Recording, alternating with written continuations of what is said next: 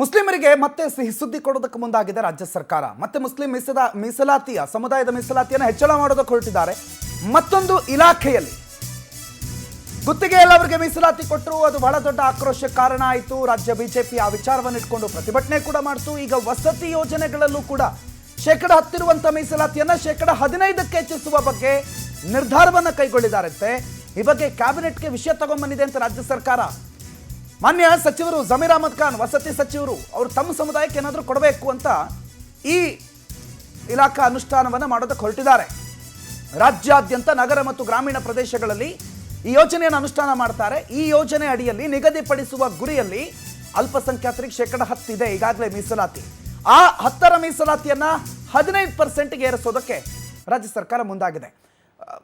ಜನರ ಅಥವಾ ಕ್ಷೇಮಾಭಿವೃದ್ಧಿ ಮತ್ತೊಂದು ಮಗದೊಂದು ಇಟ್ಕೊಳ್ಳಿ ಸೈಡಲ್ಲಿ. ಆದರೆ ತಮ್ಮ ಸಮುದಾಯಕ್ಕೆ ತಾವು ತಮ್ಮ ಇಲಾಖೆನಲ್ಲಿ ಏನೋ ಕೊಡಬೇಕು ಅಂತ ಒಕ್ಕಲಿಗರಿಗೆ ಮೀಸಲಾತಿ ಕೊಟ್ಕೊಂಡು ಮತ್ತೊಬ್ಬರು ಮೀಸಲಾತಿ, ಆ ಕಡೆ ಲಿಂಗಾಯತರು ಮೀಸಲಾತಿ, ಮುಸ್ಲಿಮರು ಮೀಸಲಾತಿ ಕೊಟ್ಕೊಂಡು ಹೋದರೆ ಏನಾಗುತ್ತೆ? ಸಮಾಜದ ಸರ್ಕಾರ ಒಂದು ನಡೆಸ್ಕೊಳ್ಳೋ ರೀತಿನ ಇದು ಅಂತ ಪ್ರಶ್ನೆ ಕೇಳಿ ಬರ್ತಾ ಇದೆ. ಮತ್ತು ಇದೇ ವಿಚಾರ ಈಗ ಬಿಜೆಪಿಗೆ ಮತ್ತೊಂದು ಅಸ್ತ್ರ ಆಗಿದೆ. ದೀಪ ಈ ಬಗ್ಗೆ ಮಾಹಿತಿ ಕೊಡ್ತಾರೆ. ದೀಪ, ನಾನು ಆಗಲೇ ಕೇಳ್ತಾ ಇದ್ದೆ, ವಸತಿ ಸಚಿವ ಜಮೀರ್ ಅಹಮದ್ ಖಾನ್ ಮುಸ್ಲಿಮರು ಅನ್ನೋ ಕಾರಣಕ್ಕೆ ಮುಸ್ಲಿಮರಿಗೆ ಮೀಸಲಾತಿ ಕೊಡ್ತೀನಿ ಅಂತ ಹೊರಟ್ರೆ, ಬೇರೆ ಇಲಾಖೆನಲ್ಲಿ ಅವ್ರವ್ರ ಜಾತಿಗೆ ಅವ್ರವ್ರ ಮೀಸಲಾತಿ ಕೊಡ್ಕೋತೀನಿ ಅಂತ ಹೊರಟ್ರೆ ರಾಜ್ಯದ ಕತೆ ಏನು ಅಂತ? ಇದೀಗ ಮತ್ತೊಂದು ವಿವಾದಾತ್ಮಕವಾದಂತಹ ಒಂದು ನಿರ್ಧಾರವನ್ನ ಸಚಿವ ಸಂಪುಟ ಸಭೆಯಲ್ಲಿ ತೆಗೆದುಕೊಂಡಿರುವಂತಹದ್ದು. ಮುಸ್ಲಿಂ ಮೀಸಲಾತಿ ವಿಚಾರವಾಗಿ ಈಗ ಆಲ್ರೆಡಿ ಅಂದ್ರೆ ಗುತ್ತಿಗೆಯಲ್ಲಿ ಯಾವಾಗ ಮುಸ್ಲಿಮರಿಗೆ ಮೀಸಲಾತಿಯನ್ನ ಕೊಡಬೇಕು ಅನ್ನುವಂತಹದ್ದು ಇನ್ನೂ ಕೂಡ ಫೈನಲ್ ಆಗಿ ಬಂದಿಲ್ಲ. ರಾಜ್ಯಪಾಲರ ಅಂಕಿತಕ್ಕೆ ಹೋದ್ರೂ ಕೂಡ ಅದು ಅಂಕಿತವಾಗದೆ ವಾಪಸ್ ಆಗಿದೆ ಅನ್ನುವಂತಹದ್ದು ಒಂದು ಕಡೆ. ಮತ್ತೊಂದು ಕಡೆ ಇದೀಗ ವಸತಿ ನಿರ್ಮಾಣಗಳು ಏನ್ ಯೋಜನೆಗಳಿದೆ ಆ ಯೋಜನೆಗಳಲ್ಲಿ ಮುಸ್ಲಿಮರಿಗೆ ಇರುವಂತಹ 10% ಅನ್ನ 15%ಗೆ ಏರಿಸುವಂತಹ ನಿರ್ಧಾರವನ್ನ ಸಂಪುಟ ಸಭೆ ತೆಗೆದುಕೊಂಡಿದೆ. ಅಂದ್ರೆ ಒಂದು 100 ಮನೆಗಳಲ್ಲಿ ಇಷ್ಟು ದಿನ 10 ಮನೆ ಅವರಿಗೆ ಅಂತ ಮೀಸಲಾಗಿರ್ತಿತ್ತು.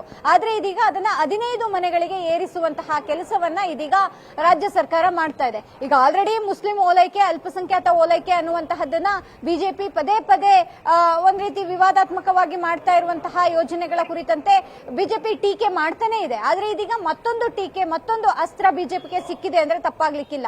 ಆದ್ರೆ ಇವತ್ತಿನ ಸಂಪುಟ ಸಭೆಯಲ್ಲಿ ಜಮೀರ್ ಅಹಮದ್ ಅವರು ಅಂದ್ರೆ ಅಜೆಂಡಾ ಕಾಪಿಯಲ್ಲಿ ಇಲ್ಲದೆ ಇದ್ರೂ ಕೂಡ ಹೆಚ್ಚುವರಿ ಅಜೆಂಡಾವಾಗಿ ಹೆಚ್ಚುವರಿ ವಿಷಯಗಳ ಅಡಿಯಲ್ಲಿ ಈ ಒಂದು ವಿಚಾರವನ್ನ ಸೇರಿಸಿಕೊಂಡು ಇವತ್ತು ತೀರ್ಮಾನ ಮಾಡಲಾಗಿದೆ. ಆದ್ರೆ ಇದನ್ನ ಯಾವ ರೀತಿಯಾಗಿ ಮುಂದೆ ತರ್ತಾರೆ ಅನ್ನುವಂತಹದ್ದನ್ನ ಕಾದ್ ನೋಡ್ಬೇಕು.